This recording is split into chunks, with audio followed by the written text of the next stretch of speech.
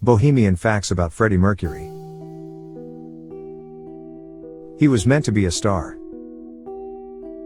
It seems like Freddie's upbringing, formative years spent in colorful, exotic places, would later play a huge part in his dazzling and flamboyant public image. In fact, there's concrete evidence he was born to be a singer.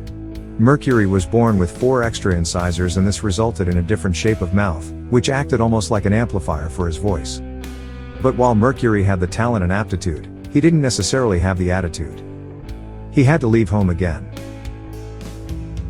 Mercury quickly settled in at boarding school, not only taking to his arts classes, but also making a concerted effort at trying a variety of sports and sticking with piano lessons. Just when it seemed like he was adjusting, life threw him another curveball. In 1964, riots broke out in Zanzibar, and his family fled to England. He joined them there, but it was way more of a culture shock than he could have predicted. He found something to believe in. The era of the swinging 60s was taking full hold in London. Inspiration was everywhere in the form of British acts like the Beatles and the Rolling Stones, and records from the US's best black soul artists made their way into local record stores. The Stones and the Who alike had been products of London area art schools, and Mercury set his sights on Ealing Art College, where he studied art and design. His parents weren't exactly thrilled, but Mercury was determined to break free of the drearier side of his new home country. He found his scene. After leaving Ealing, Mercury finally put himself in a position where he could live and work how he wanted to. In between jobs selling vintage clothing and working as a baggage handler at Heathrow, he joined a series of bands, making friends along the way even when the aforementioned groups failed. 2 of these friends, Roger Taylor and Brian May, had a group called Smile. Mercury was a big fan, but just that, only a fan. But sometimes, all it takes is one twist of fate to change everything. He got confident. Mercury was coming out of his shell, and he wasn't afraid to tell his 2 bandmates what he thought the direction of their new band should be. For one, he'd be acting as lead singer. Mercury also suggested they call the band Queen, and while they were initially reticent, they eventually came around to the name. While the moniker stuck, he didn't always have the same luck. They finally made it real. As Queen performed their very first shows and prepared material for their debut album, they also went through a litany of bass players, and that wasn't their only problem. Label after label rejected them, and it took nearly 2 years for their management to get EMI to finally pick them up. Finally, 3 years after Mercury had approached Taylor and May, Queen released its self-titled debut album. The reaction was not what they expected. He went for his bandmate's girl. Mercury may have put a lot of himself into the band and his musical career, but that didn't mean it was his sole focus in life. Back in 1969, his Queen bandmate Brian May had found himself quite enamored of a young shop assistant named Mary Austin. While it didn't work out between the 2, she did catch Freddie Mercury's eye. They waited 5 long months before going on their first date, but apart from that long courtship, patience wasn't exactly their strong suit. He got his big hit. Queen may have taken 3 years to make and release their first album, but that was a pattern that they'd never repeat again. In fact, they were already going full speed ahead recording their second album when Queen came out. That record, Queen 2, came out less than a year after their first, and it was exactly what Mercury had been waiting for. They wanted more of him.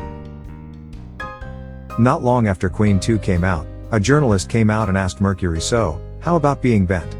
Mercury skillfully eluded a direct answer to the question, instead alluding to schoolboy shenanigans from his earlier years. See, while his persona as a performer was certainly flamboyant, the real Freddie Mercury was a shy and private man. Their incessant questions began to bother him, and he wasn't the only one. He didn't want to play second fiddle. After the success of Queen 2, the band was flying high. However, behind the scenes, things were getting dire. They set off on a disastrous tour where May fell terribly ill and the band had to prematurely go back to the UK.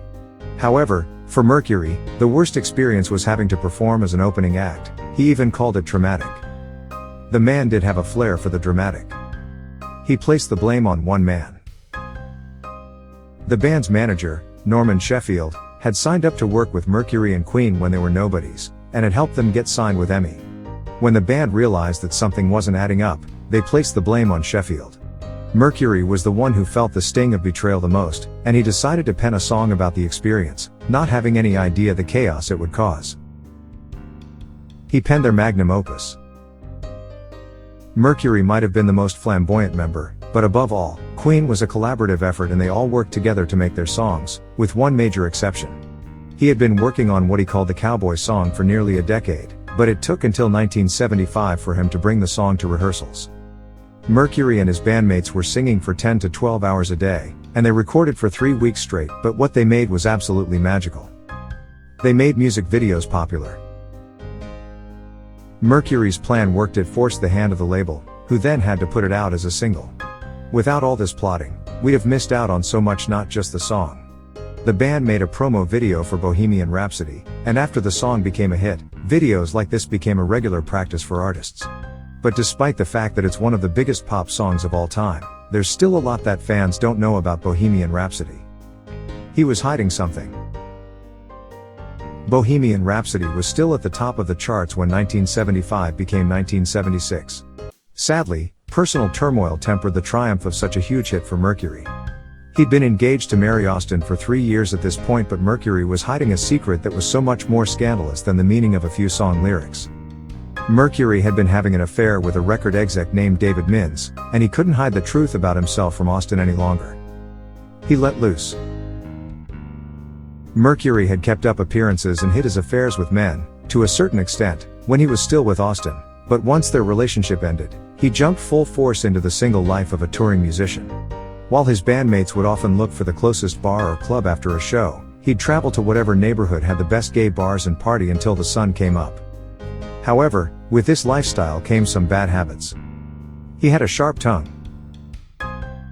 The Pistols weren't exactly grateful for the opportunity. They loathed Queen's image and stardom, while for his part, Mercury didn't even consider what they made to be music. In 1977, the band's paths crossed at their mutual recording studio. While John Lydon was actually polite when talking to Queen, Sid Vicious tried to outwit Mercury. Mercury's reply was unforgettable. He called Sid Simon ferocious, prompting a furious response, and went on his way. Still, he also had a soft side.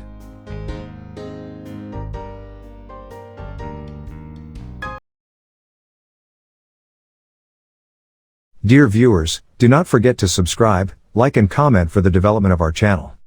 Stay with love.